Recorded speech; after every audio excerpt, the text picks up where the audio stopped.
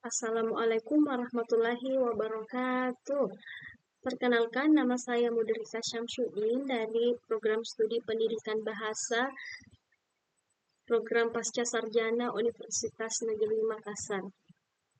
Jadi pada kali ini saya akan menjelaskan mengenai artikel saya, yaitu pilihan bahasa dan pembentukan identitas sosial dari studi kualitatif tentang gaya komunikasi dalam akun Instagram Ratu Magai Sidrap.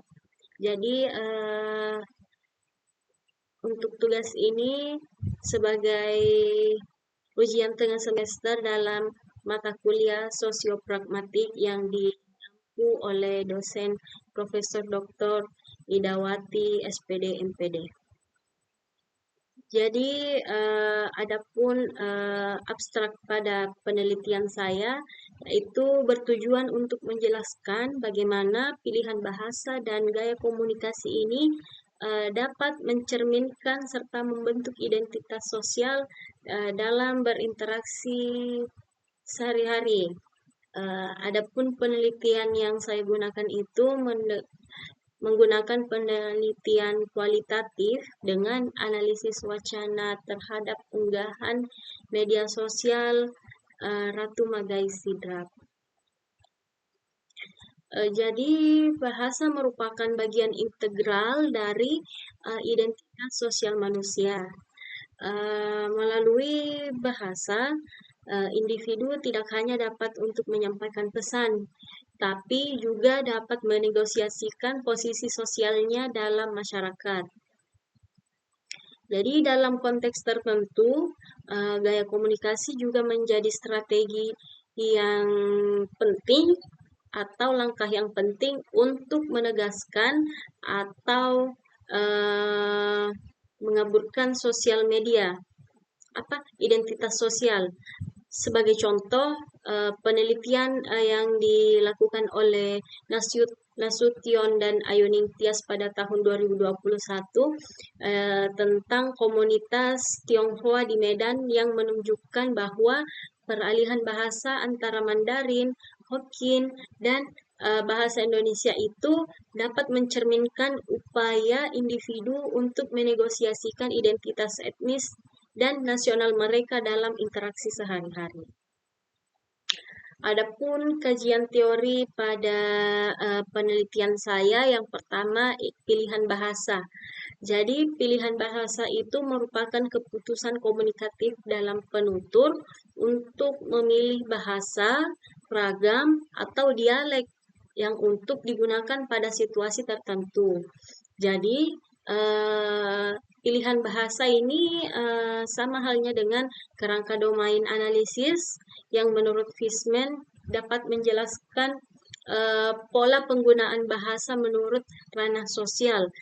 Yang dimaksud dari ranah sosial itu yang pertama keluarga, sekolah, pekerjaan, atau agama. Sedangkan pendekatan sosiolinguistik itu dapat memperlihatkan bagaimana pilihan bahasa juga dapat dipengaruhi oleh aspirasi sosial, kapital simbiotik, dan kebijakan institusional.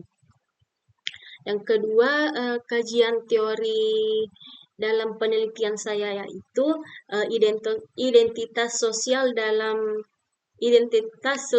bahasa. Jadi bahasa merupakan sarana utama dalam membangun dan menegosiasikan identitas sosial. Melalui bahasa, individu mengidentifikasikan dirinya sebagai bagian dari kelompok tertentu yang dapat membedakan diri dari kelompok lain. Jadi identitas sosial itu terbentuk melalui proses kategorisasi diri dari diri ke dalam grup dan outgroup. Yang ketiga, kajian teori yang saya gunakan yaitu gaya komunikasi dalam interaksi. Jadi menurut pendapat Elhani pada tahun 2020 menjelaskan bahwa gaya komunikasi itu merupakan cara seseorang untuk menyesuaikan bentuk bahasa dan perilaku verbal untuk mencapai tujuan sosial tertentu. Yang keempat, kajian teori yang saya gunakan yaitu dinamika bahasa dan identitas. Jadi perlu sangat penting dalam kajian sosiopragmatik itu yaitu dinamika bahasa dan identitas sosial. Jadi hubungan antara bahasa dan identitas sosial itu bersifat dinamis. Namun seiring berjalannya waktu, konteks sosial, budaya, dan teknologi itu masyarakat multibahasa dapat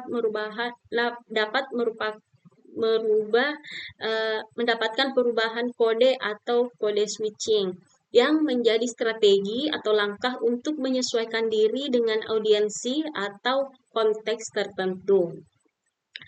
Namun perubahan gaya linguistik itu tidak dapat mencerminkan variasi sosial, tetapi juga dapat mengindeks pergeseran makna dan posisi identitas dalam masyarakat.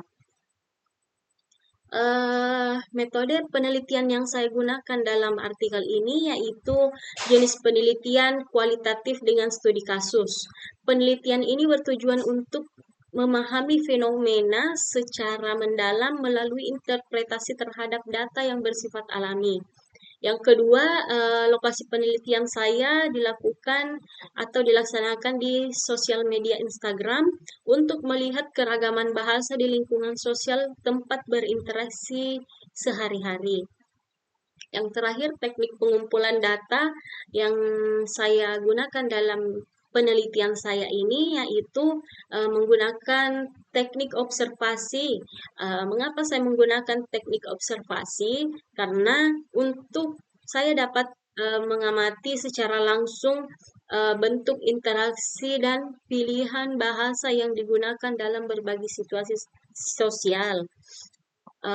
Jadi hasil dan pembahasan pada penelitian saya ini yaitu dari data pertama dengan akun Instagram Ratu Magai Sidrap yang mengatakan bahwa a day in my life, kegiatan Anadara Bugis yang ditinggal di kampung, andalanku sekali kalau begini cuaca guys. Dikutip pada tanggal 14 Oktober. Dalam pembahasan penelitian saya ini, unggahan akun Instagram tersebut memperlihatkan penggunaan campuran bahasa Indonesia, bahasa Inggris, dan bahasa daerah Bugis dalam satu tuturan. Jadi, frasa "a day in my life" ini menunjukkan bahwa pengaruh bahasa Inggris yang sering digunakan dalam konteks digital untuk menampilkan gaya modern dan kekinian. Jadi, untuk bagian pada konteks andalanku sekali kalau begini cuaca, itu memperlihatkan penggunaan leksikon Bugis yang mengapa saya katakan ini termasuk ke dalam leksikon Bugis karena mencerminkan identitas etnis Bugis yang memiliki kedekatan dengan lingkungan lokal. Hal ini menunjukkan bahwa penutur memilih bahasa bukan semata-mata untuk menyampaikan pesan, tetapi juga untuk menegaskan identitas sosialnya sebagai orang Bugis yang hidup di kampung namun tetap berpartisipasi dalam budaya digital modern. Jadi adapun kesimpulan dalam penelitian saya, yang pertama, pilihan bahasa di media sosial dapat mencerminkan identitas sosial yang dinamis. Jadi penutur dapat menjadi modern dan lokal sekaligus. Yang kedua, campur kode menjadi strategi linguistik dan simbiolik. Karena untuk menegaskan keanggotaan dalam lebih dari satu komunitas budaya. Yang ketiga itu bahasa dan gaya komunikasi sangat berperan penting dalam pembentukan citra diri. Jadi untuk memperkuat solidaritas sosial dan menjaga eksistensi budaya lokal di tengah arus globalitas digital. Jadi mungkin itu saja yang dapat saya jelaskan mengenai artikel yang telah saya susun selama beberapa hari ini. Semoga kedepannya dapat lebih bermanfaat bagi teman-teman. Jadi lebih dan kurangnya mohon dimaafkan. Wabillahi taufiq wal hidayah. Wassalamualaikum warahmatullahi wabarakatuh.